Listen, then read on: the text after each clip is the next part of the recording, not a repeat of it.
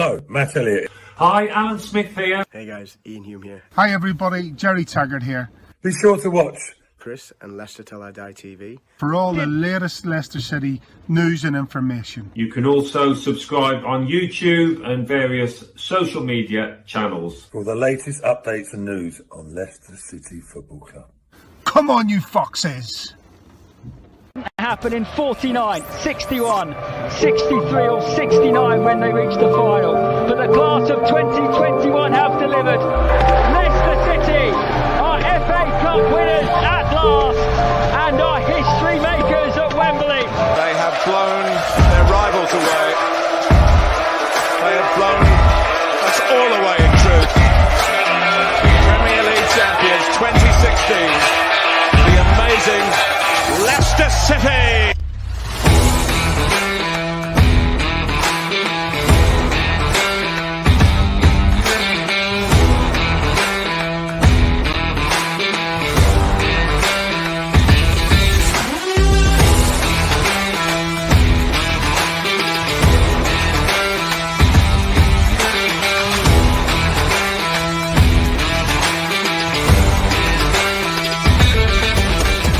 Till I Die TV, your first choice for everything Leicester City. Tune in and join in now.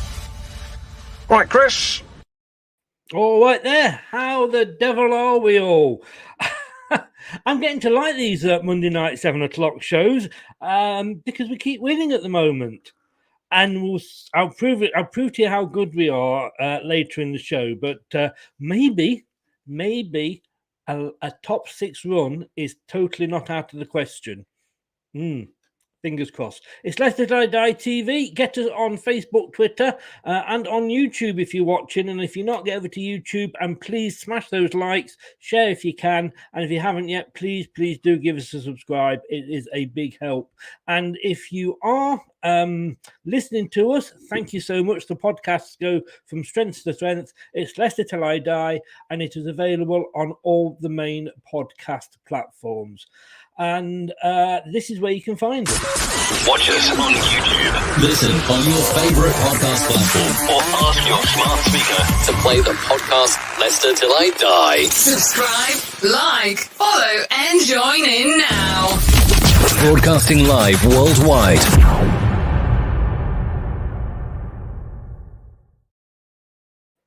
Leicester City 2, like I say, Crystal Palace 1. We had to let them get one, didn't we? Just to make it difficult for ourselves. We never like to make it easy. But what did you think of the performance? Who was your standout player? What did you think of the opposition? Well, talking of the opposition, let's bring him in from Eagle-Eyed Football. It is the one. If you don't know the name, you'll know the face. It's Richard. Good evening, sir. How are you? I am very good. Sorry, I was muted.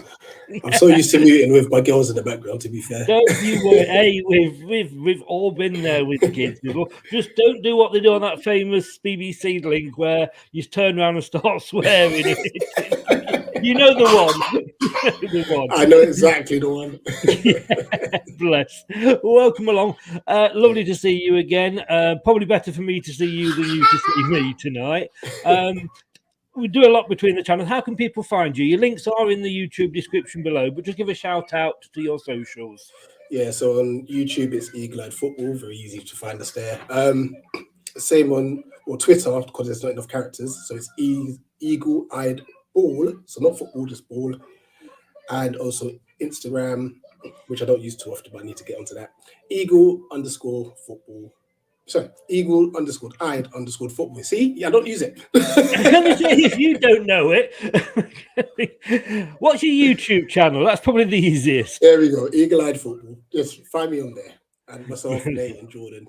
And they are great guys. We did a watch along with another one of your co-presenters, Nate, on the match during the match, and he kept clinging on to the fact that you were 2-0 down in the first game this season.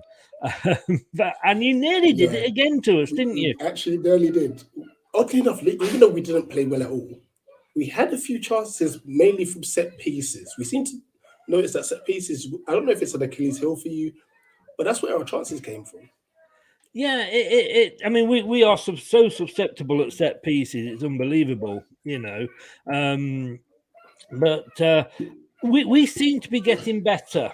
And I'll bring the form table up later in the show. But it's, you know, when I look at that performance, and when I look at the performance when we played you earlier in the season, you deserved the draw. You probably even deserved the win, to be honest with you. You were the better team. The 2 goals were against the run of play.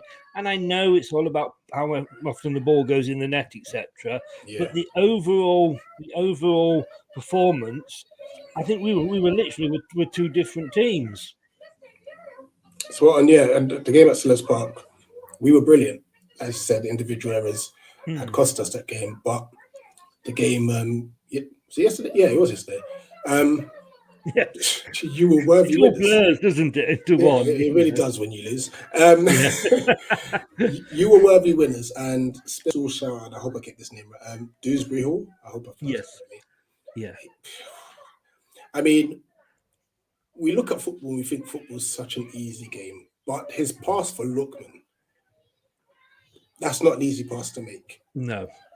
For him to play that pass so that Lookman doesn't have to break stride, and also had the decision to whether go on the outside or take it inside of Anderson. Such a great pass that was. And then his finish in itself was...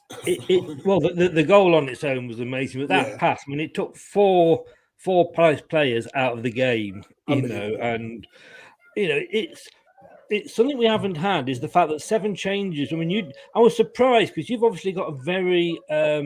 big game coming up at the weekend, and you know we've got the big game on Thursday in the second leg in Europe. We made 7 changes, but you went for your strongest team. Yeah, Vieira's kind of you know what? Since he's found what he thinks is his best 11, he sticks with it for like momentum purposes. Yeah, and I can see why. I can get that. Yeah, but he does play, and I think because we're going into such a massive game this Sunday, to completely change the squad, I think might have just upset the balance and such.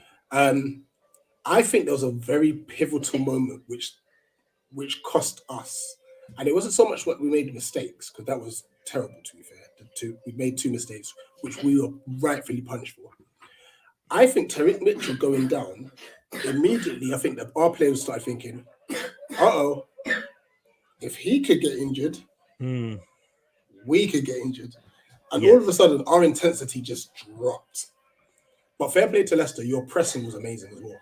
I want to give Leicester the credit rather than make excuses, if that makes sense. No, I appreciate that. And it just shows that you, like ourselves, we're not one of the big 6 where, you know, we say if we lose, it's because we were bad, not the fact that the other team were good.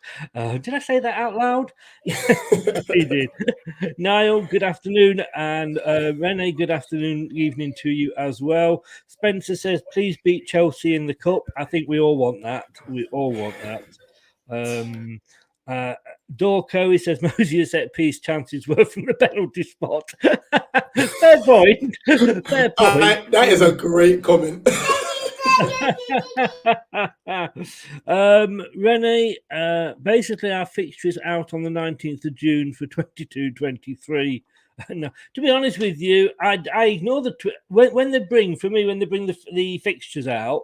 I think why are we even getting excited? Because they won't be like that in the space of a couple of days, because you've got TV and everything going to be changing it around. So I don't know why we get so excited about it, to be honest with you. Now, JB's made the point here. We'll come on to your point later, JB, because I just want to actually touch on, if I can, say the starting lineup there. Because as you say, you went for a very strong starting lineup. And I get that because, like you say, you want to keep consistency, and obviously, the more games that people play together, the better. But when you saw that lineup that came out, were you happy with it? Were you did you think, yeah, that's right, we should be playing the best players? Because I suppose if you play the best players and you win, then you go into obviously the cup game totally full of confidence.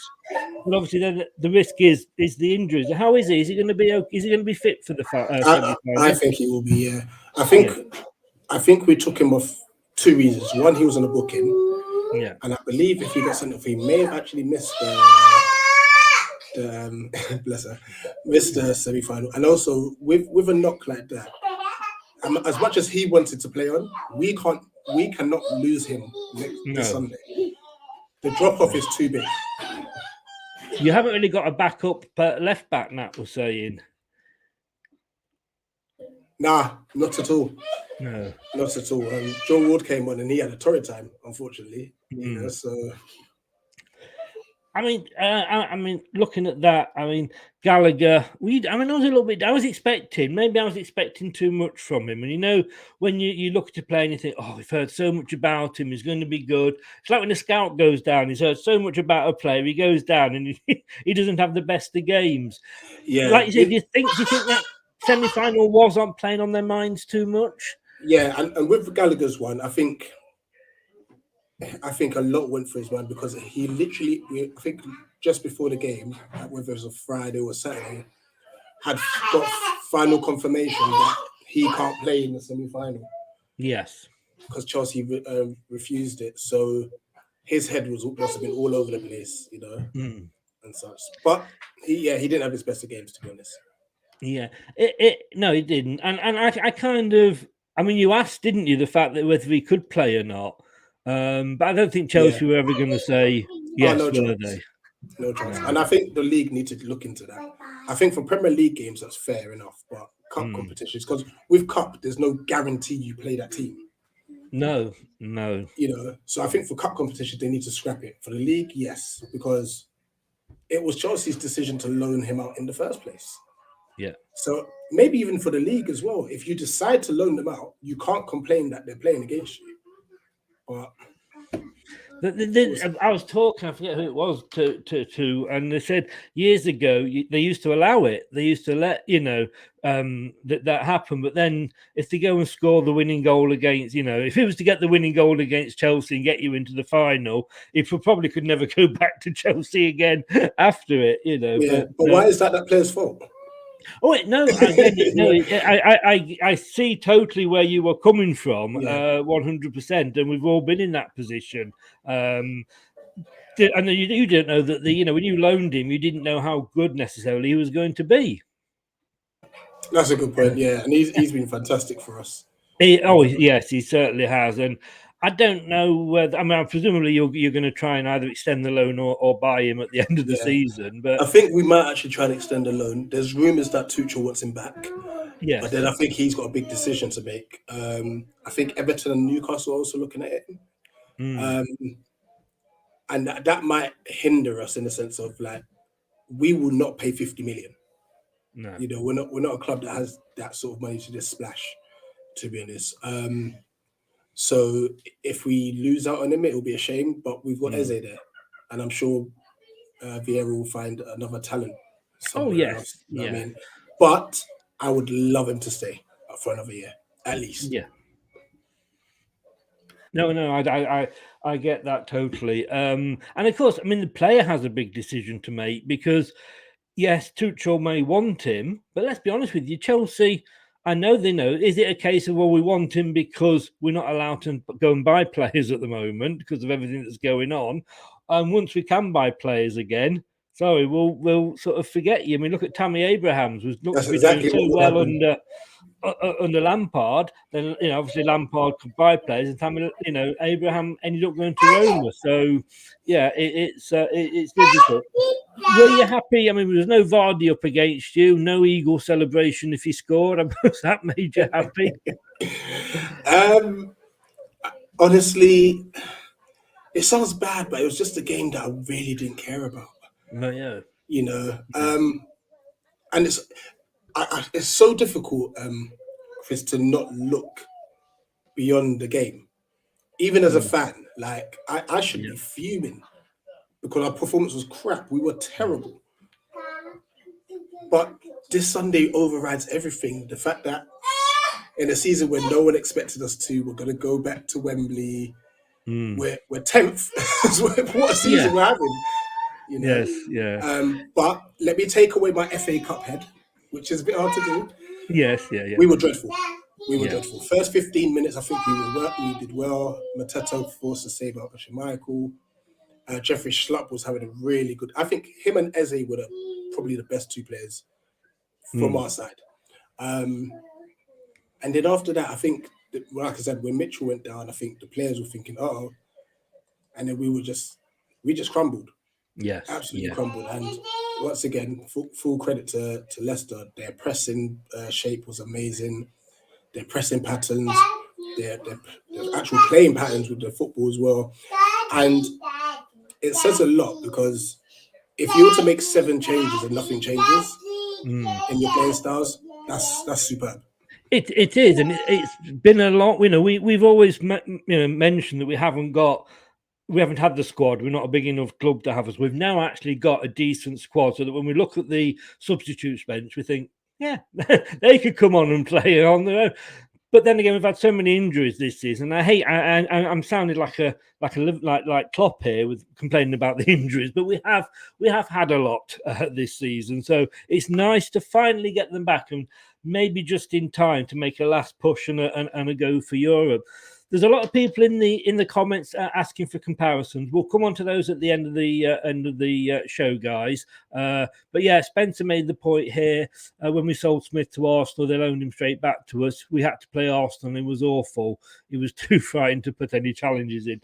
There's so much goes on in your mind, isn't there? It is difficult. But yeah, we were talking beforehand. I mean, it was a good start. You made Casper have to make a save quite early on, I think in the first 3 minutes or so. But then we got it, and we got control of the game. And I never felt that, I never felt threatened, to be honest with you. And I've not often I can say that against the Palace side, because in that 2-2 earlier on, we scored against the run of play, and then Newcastle coming back, and it's almost like every time you attacked, I thought, oh, here we go, another one. But I'm going to be totally honest with you. I didn't feel threatened by yourselves. Oh no, you were very comfortable. And you know what sums up how comfortable you were? Wolf misses 2 penalties, scores, and celebrates. Go get the ball. Well, funny you should mention that, because let me just go back up here, and they're saying about most of your chances being from the penalty box. Somebody did say, well, I think it was embarrassing. Oh, yes, here we go. JB, ask the Palace fan if he thinks Zaha is embarrassing after cupping his ears while losing 2-1. We love Wilf to bits, but there's things that frustrate us with him. He easily gets rattled, so easily.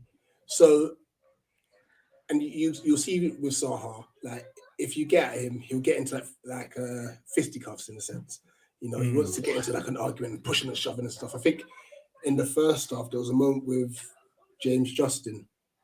I think he fouled him, and he immediately got up and he wanted to grab hold of him and stuff. So Zaha's been took a lot of stick from the Leicester fans, clearly. That's why he cupped his ears. We would get so annoyed when Neil Mopay does it for the Seaweeds. That is something that would annoy us, So it's just like, what are you doing? Just go get the ball. We're trying to get another goal here. Yes, yeah. I get it. I mean, it's in the moment, but I suppose you can do that when it's a bit like Maguire when he was sushing the Wembley crowd, I think it was. There's moments to do it. Yeah, there's moments to do it. And maybe that wasn't the best moments. But the funny thing was, like I said, I was doing the watch along with Nate from Eagle Eyed Football on Sunday, and coming up to half time, I turned around. Oh, I didn't turn around to him. I looked at him and said, look, this is the time when we're most vulnerable. I'm nervous now because we can concede just before the break. And of course, then we went on and got 2, which completely showed I know nothing about my team. But you did kind of have a mad last sort of 10 minutes when I think we could have even got another one, to be honest with you. Yeah, we were all over the place, especially in that first half. Especially that second half, like I said, I think we were so much better in the second half. Yeah. Eze coming on really changed the game. And it was so good to see, because with Gallagher not playing, we're hoping Eze starts. Yes. There is the possibility that he might go a bit more conservative with Coyote, MacArthur, and Schlupp. But I'm hoping as he does play, because when he came on, he was driving forward with the ball, skipping past players. He played a lovely pass down the left-hand side to Zaha. And I think we could have fashioned an opportunity from there. There was another chance from a set piece where Anderson headed across goal and Mateta missed the volley. There were little half chances, and this is from us not playing well. Yeah. We've had a season like that. When it's not going for you, it's not going for you. And I think, like you say, second half. If we look at the stats here, and if you just look, the first half, it's forget the corner kicks and the saves, but looking at the possession, the goal attempts, shots on target, we were sort of on top. But then when you move into the second half, it swings the other way. Look, let's quickly just go through the goals. I'm appreciative of time for yourself tonight, but yeah, that first goal. Does KDH impress you? One of the guys early goes as questions was who's better, KDH or Gallagher? And I suppose you don't see enough of KDH to sort of make a decision. But he impressed you. Someone who, even with one game, I can see what he can offer. Obviously, and this is not even biased. I'll say Gallagher because there's a bit more experience there, and Gallagher had a fantastic season. But KDH, which is a bit easier than saying Dewsbury, actually, so I might just do that. He's got a very high ceiling, high ceiling, and especially with, I think Tielemans might be out. He might be on his way out. He's someone that can fit in quite easily. A couple of us have said that, do we need to sort of spend big to replace Tielemans? And, we are now saying, does Tielemans not think, I'll stop and play alongside KDH is going to help my career? I'm exaggerating a bit there, but he's got the passion. And sometimes he's a local player. He's from Syston in Leicestershire. He's a local player. That was his dream, to score for his club at his home ground. And there's something about, there's a passion that there is in that homegrown team, homegrown players. And we saw this when we put a lot of the youngsters ended up playing for us against Watford in the first round of the Cup. They put more effort in than the first teamers did against Arsenal. Well, obviously we lost to Arsenal, so of course they didn't. But, there's something about you seeing a homegrown lad come through the system, and we've got a good academy, but they just got that little extra bit of effort they seem to put in. Yeah, it does definitely help when it's homegrown as well. Probably grew up supporting the team and stuff, and then the opportunity to actually leave it. Yeah, better. The opportunity to play for your boyhood club is massive. And just going back to the goal itself, because that was a good initial question. Sorry. We've played it into Wilf, and he's got to hold up to the ball. Because the moment where he's lost it, Jeffrey Schlupp's already decided to go and stuff. And then KDH has found himself in 20 yards of space. Yeah. It was like a chasm. I was like, bro, where's everyone? And so, but once again, I'm not taking away from what he then produced afterwards. Sheer brilliance. Yeah.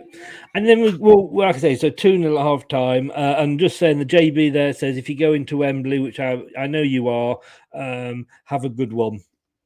I think you got every neutral behind you on that one. I'd love to see you, just a sidetrack. I really would love to see you go on and win it, because it just, when you come to think, it's Chelsea, Liverpool, Man City, and no disrespect, and then Palace. It's a bit like Leicester last season, go on and do it, please do. But then you got the penalty, and I don't think there was any argument in the fact that it was a penalty. Brad and Niall said here, I watched that vid of Brad earlier when he did his dance, because Brad was complaining about people, players stuttering as they go up to take a kick. It kind of, once you see them move, there's a defender, you want to go in as well. And to have a penalty saved twice. I mean, he was very lucky that it came back to him. Give your thoughts on the whole penalty incident. First thing first, I used on well to win the penalty. I think Tielemans was a bit lazy in this tackle. It was, no, it was a deserved penalty, 100%. Yeah. Yes. You know what it is? That stutter, he's always had that in his run. But I think it's got to a point where he's overthinking it. I think he slipped against Norwich. And all of yesterday, he was slipping anyway. So I think he really just tried to make sure his footing was all... No, just run up to the ball and lever it, please. Yeah. This starter stuff is just, it's a nonsense. But funny enough, even though it was a poor penalty, it was better than the second one. You know? So, yeah, I don't know. I was confused. The commentators were saying that it was Schmeichel who came off his line, but was it not Soyuncu? Well, this is what, I mean, at the time, I know Nate couldn't see it, and I was kind of watching it on a stream as you do, and it did. If Schmeichel was off his line, then it was one of those toenail sort of jobs, you know. He wasn't miles off his line like they used to be. Yes, Soyuncu ran into the box. The problem is, though, once one player goes in, then the Palace players are going in, the other Leicester defenders are going in, and you know, does it? Well, let me just show you Brad's take on it and just see what you think of this.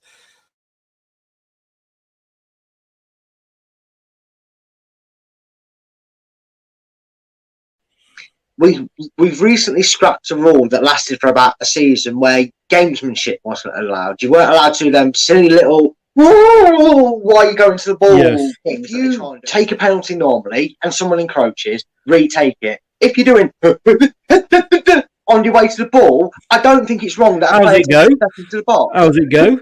Because that's what they do. They're like chickens running towards the ball when they stop them.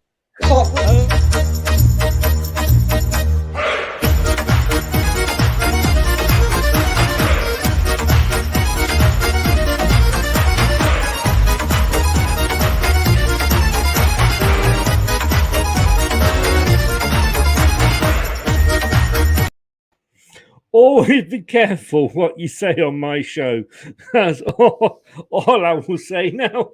In fairness, that is brilliant. In fairness, I don't think I can't talk now. I've forgotten. I watched it about 20 times as I was piecing it together, but it's still. Sorry, Brad. You want to see it again? All right. Seeing as you were a guest, I will play it again. Just Brad, this isn't for me. I'm not playing this again. Rich wants to see it again.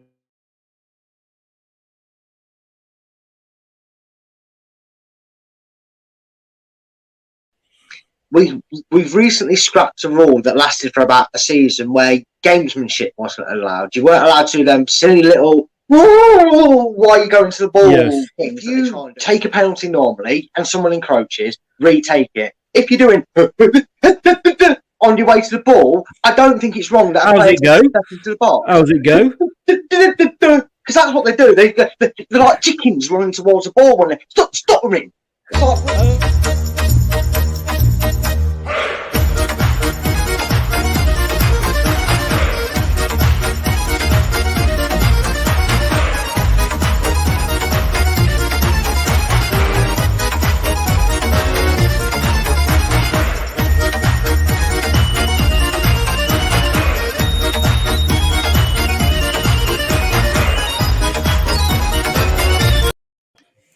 Oh, dear. He'll kill me for that. I mean, he's seen the video, the fact that you made me play it twice. Nothing to do with me, Brad. Honestly, nothing to do with me. Next time Wilf gets a penalty, you're going to be thinking of that, aren't you? If he gets a penalty against Chelsea, you're going to be thinking of that as he runs up. I'll make his He likes to make his point, does Brad, in Fairness.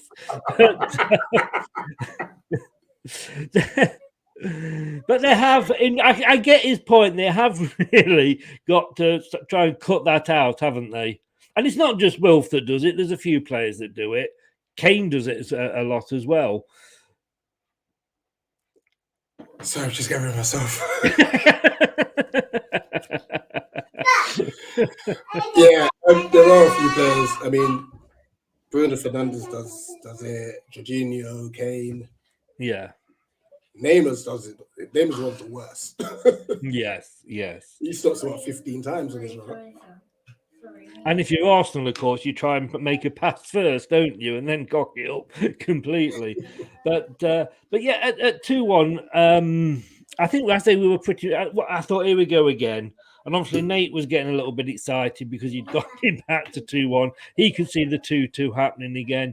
I could too, as well, to be honest with you, because that's been sort of the story of Leicester's season. But we only really had a 10-minute spell after that goal, and then after that, it was very comfortable for Leicester. Yes, I think and thanks for your honesty, but I think as well, I think that sort of again coincides with the fact that the players we've got at the back. I mean, before the last couple of games, our defenders had to be introduced to each other again because they couldn't remember what it was like to play with each other.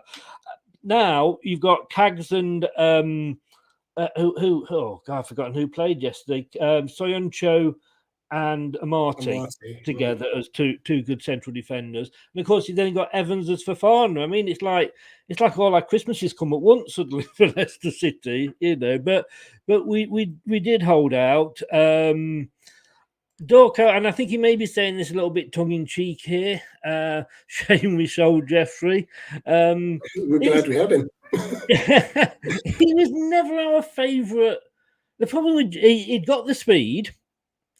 And he'd got some ability. But what he hadn't got was when he was at Leicester. And I don't know, this may have improved. And he got a goal against us in the first game, of course. Is he liked to sort of get the ball into Rose Ed rather than sort of that white thing, that white wooden thing with the nets on. It was like it's like his friend's up there, and I'm going to get my ball so he can catch it. Don't know if it has improved at all. No, there has been a slight improvement, but I think it's more so to do with his actual all-round game. Like I said, I think he was brilliant in the first 15-20 minutes against you. Breaking up play, driving with the ball and stuff, and then obviously as the team went flat, he went flat too. So. I think as well, he was always on the peripheral at Leicester City. He was never sort of, he came in with injuries. He was never a sort of first choice starter. And we don't have reserve teams anymore. We go straight to the under 23. So if you're not playing for the first team week in, week out, you're not seeing a lot of games. And he needed, I think, he wasn't that needed regular playing. And so, yeah, I mean, good luck to him, and we wish him all the best, just not against us, JB says here, what do you rate Crystal Palace season? From an outsider, I reckon you are going places. I'd probably have to agree with that. I'm ecstatic. From how we were playing under Roy to how we're playing now, tipped for relegation.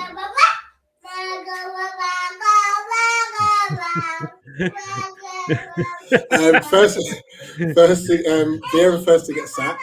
I can see her being on the terrace with his older, cheering along, singing the songs. The funny thing is, my eldest can sit there quietly. My youngest loves singing. Yeah. There's something about this ring light which makes her think, "Ooh, she's on the stage." Yeah. Let me make some noise now. But back to the question. The football we're playing, we're in the FA Cup semi-final, we're 10th in the league. If I was to grade it, I would say a B. The only reason why I won't say an A is we've drawn too many. And to think that I would say 10 out of the 13 draws we've had, we should have won. Yes. Which is crazy. Now, if we were to equate those extra 20 points, then I think we've lost out. Yeah. We're sitting like 6th. Yes. Yeah. It's crazy how the season could have been had we been a bit more savvy, I'd say. Yeah. I mean, I always used to look at Palace, and I never thought you were one of those clubs that was in danger of going down. You weren't proverbial, in my eyes anyway, relegation battlers. You know, like what I would say, like the Wigan. Wigan always used to be sort of there or thereabouts at the bottom, and it always just managed to stay up. And when that happens, it's kind of like, oh, just go down and somebody else come up. You were always sort of were higher up than that. I thought, I'm going to be honest with you, I say shows I know absolutely nothing about football, because I had Palace to sort of finish, sort of, to be honest with you, sort of around the 15th, 16th, because I thought, oh, Roy's gone, Patrick's coming in, you've lost some players. Patrick's, it's his first season. You don't know how he's going to be, you know, in this league. It can take a bit of getting used to. Obviously, you know, he'd played in it and he'd been involved in this league before. And hats off to you, you know. You have gone there. And I think, you know, if you can keep hold of him, you can keep hold of some of these youngsters you've got, I think the future's bright for Palace. Absolutely. And you know what? I wouldn't really slander anyone who would say that we'll finish 16th, 17th or such. It was more so the annoyance that they were discrediting Vieira because they hadn't seen what he had done. But I personally would have said, listen, if we finished 17th and had a cup run, I'm happy days. Yeah. Prior to this season, we've been knocked out of like the first or third round, depending on the competition, for the last 4 or 5 seasons. Yes. I think at one point we hadn't scored a goal. You know, so obviously we lost to Watford in the Carabao Cup second round, third round. And we lost 1-0. I think, oh no, not here we go again. You know, but now we'll go to Wembley. So ecstatic. Yeah, and talking of scoring goals, you signed the striker that we were heavily linked with, or transfer window. Obviously, Edouard from Celtic, wasn't to be seen yesterday. I mean, has he proved disappointing? Because I mean, we were linked with him because obviously the Brendan Rodgers link with Celtic. We were linked with him. You know, we knew we were going to get a striker. We ended up getting Daka. I mean, he came, you know, he scored a few goals at the start. He seems to have gone off the boil. You obviously see him week in. How's he, you know, how would you describe him? Are you pleased with him or? I'm still happy with him. As much as he's not playing many games, he's still got like 6 or 7 goals in all competitions. Which ain't bad for someone who hasn't played, you know. Yeah. The thing is with Edouard, and Patrick Vieira has made it kind of clear, like he's just got to work hard at training. And that's what Mateta did. And then Mateta started games, and he's won the number 9 jersey. Someone has to take it off him. You know, Mateta has won over the fan base. He really has, because at one point we were like, "Oh no, you can go 15 million for you." No chance. He's now getting for 7.5. You know, we've signed him permanently. So Edouard. And to his credit, to Edouard, he can adapt his game because he can play on the left-hand side as well. So that works in his favour. But he definitely needs to work hard in training if he wants to be the number 9, because Mateta's like, nope, this is my jersey. But he's a good player. Good player. I am interested, and I sort of want to watch and see how he develops, because we had this at Leicester. When Rodgers was at Celtic, he loaned one of our defenders, Benkovic, off us. And when he was at Celtic, he was a starter for every game in the season. Then he reloaned him for a second season, and he played quite regularly when he wasn't injured. And then when Brendan came to Leicester, he never played him. He never picked him. He literally would maybe make one appearance now and again in a friendly or a cup replay or something. He never. And as bad as all the defensive problems we had, he still wasn't getting into the team. And it made me think, like, well, maybe Brendan isn't as sort of stupid as the rest of us. In the fact that he says, yeah, this player's good in Scotland, but this is England.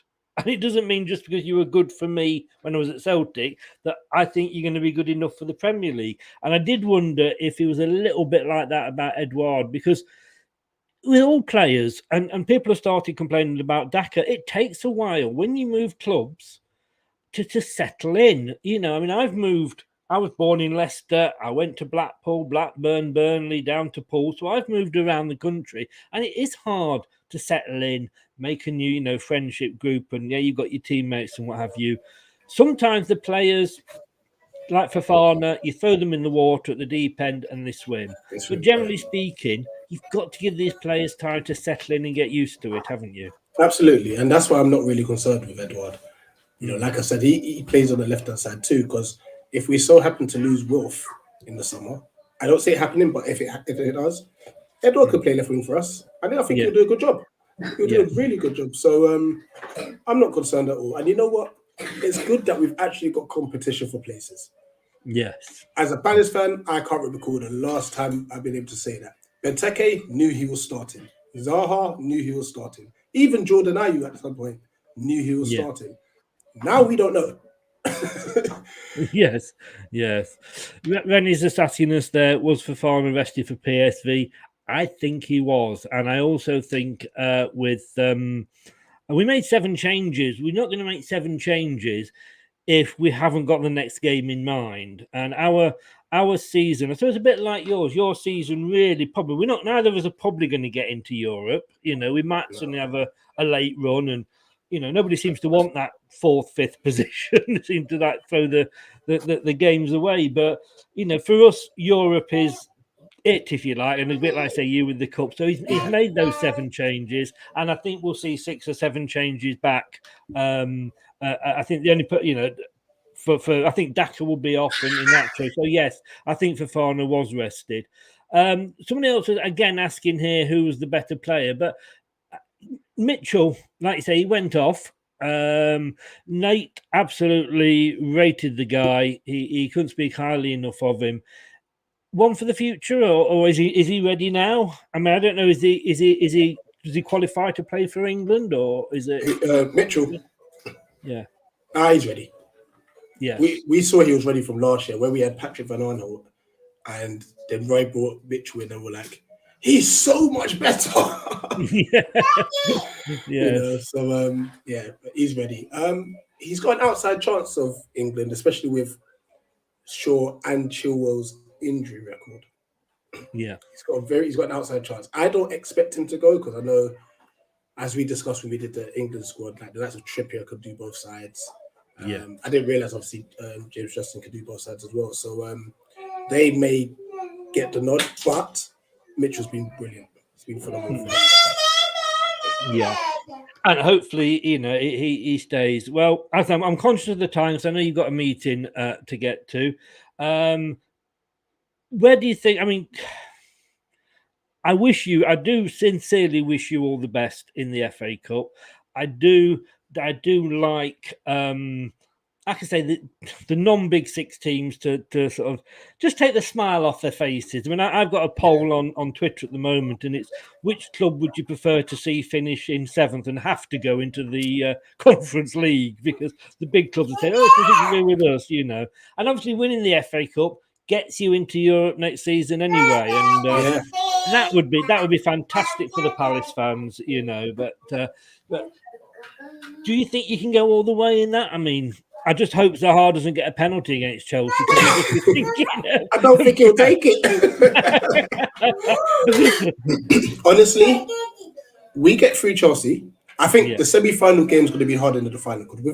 I know we're going to play a harder competition in the final, but the final is anyone's game. It's always a one-off. Totally. That's why I think this Sunday's game is going to be harder. You know, to try and get to that final where it gives yourself a chance. I think we can do it this week. I really do. And that's why I wasn't too mad about the mistakes. Yes. Because we can iron them up. Get them out of the way. That was your bad game, and hopefully you'll come up. And they always used to say, the players used to say, it was worse to lose a semi-final than it was to lose the final. Because at least with the final, you were there, you know. And but sincerely, thank you so much, Rich, for coming on. I wish you all the best. Like I say, in the FA Cup, I hope you go on and win it. I would love to see that. Just remind everybody where they can find you. I mean, I know you have difficulty remembering where you can find yourself. But, Eagle Eye Football on YouTube, Let's keep it that for the meantime. And whenever Chris tweets out and he got the app for on Twitter, that's where you can find me too. Because mine's gone.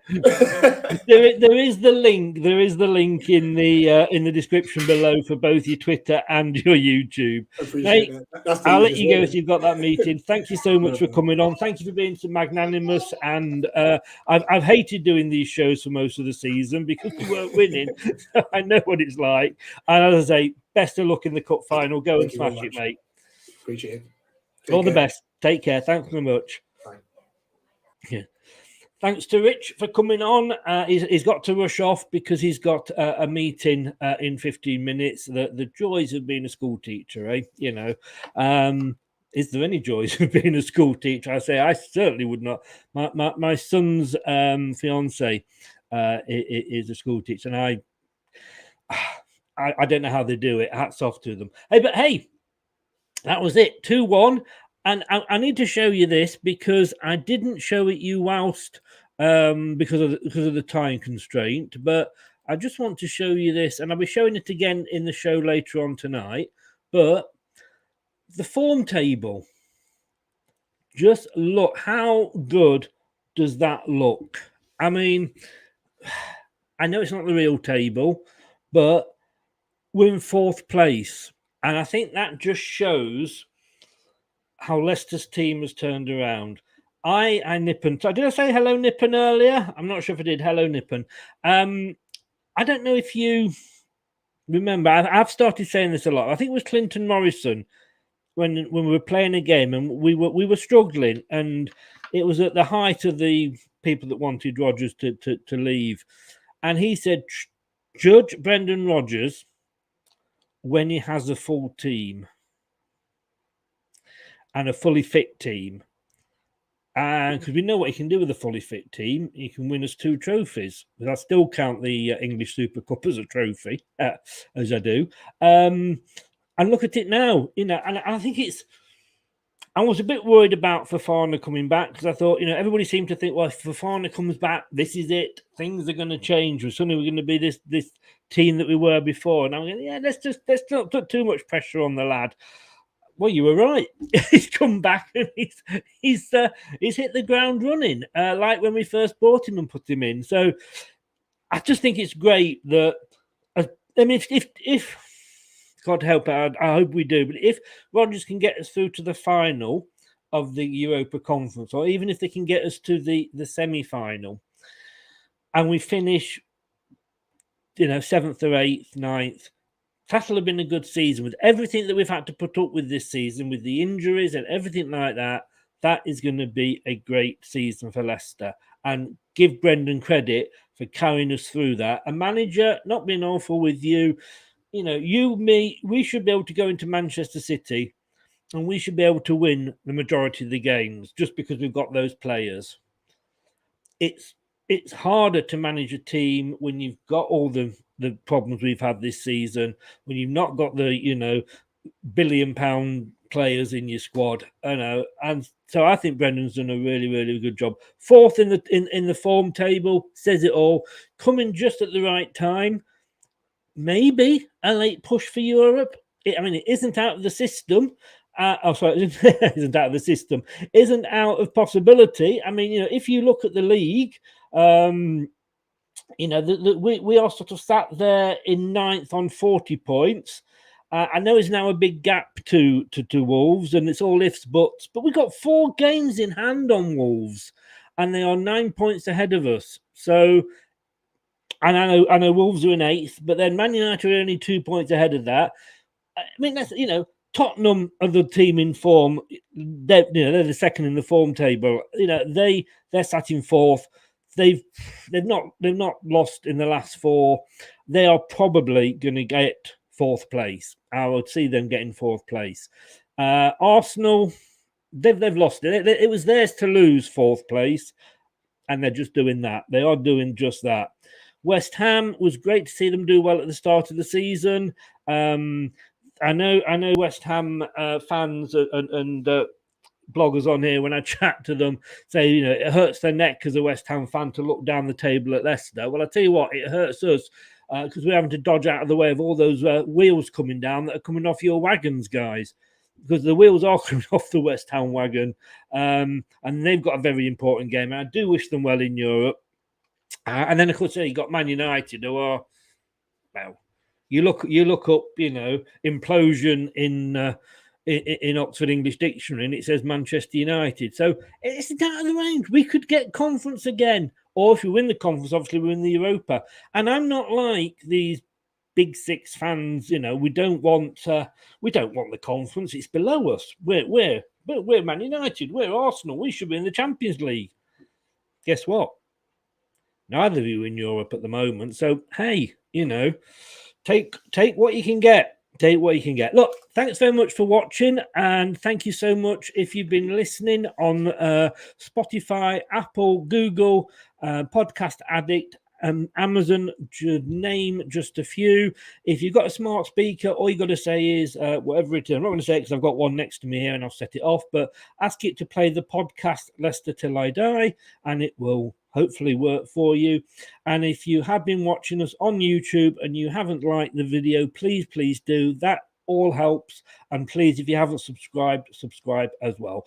I'm going to be back at 9 o'clock with Louise, and we are going to be looking at all the last week's games, because we've got a bit of a European game to review as well. So back at 9 with Louise. Thanks very much for joining in. Thanks so much to everybody that was in the chat. Dorco says there, possible 67 points. Yeah, and that could get us anything from 6th or 7th. After saying that could get us into Europe. So fingers crossed. It's all coming right at the right time, or coming together at the right time.